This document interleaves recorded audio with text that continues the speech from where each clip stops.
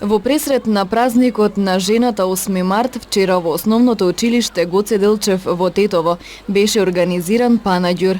Вештите детски раце направиле голем број изработки наменети за мајките, тетките и бабите на работилници организирани во текот на изминатите денови.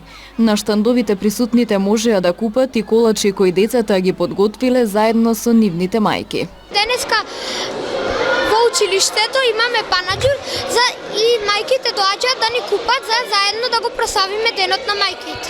Ние работевме за панаѓурот, честитки, изработки од хартија со помош на учителката и потоа ги продававме.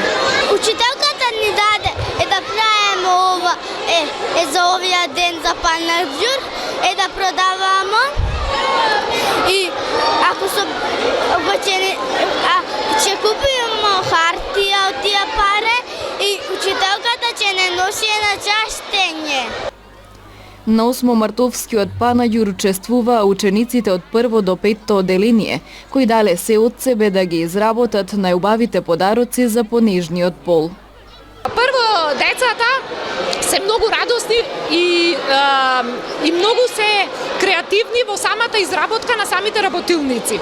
Даваат се од себе за што поубаво да изгледа нивната изработка.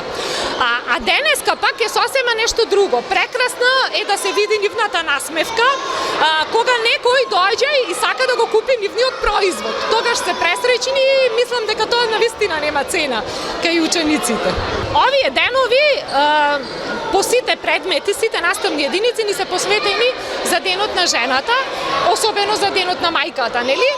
И многу се зборува за односот спрема мајката, за тоа колку мајката допринесува во домот, па потоа нормално и ние учителките, и воспитачките, и бабите, значи сите имаат дел од сложувалката за тоа дете да стане една целосна личност.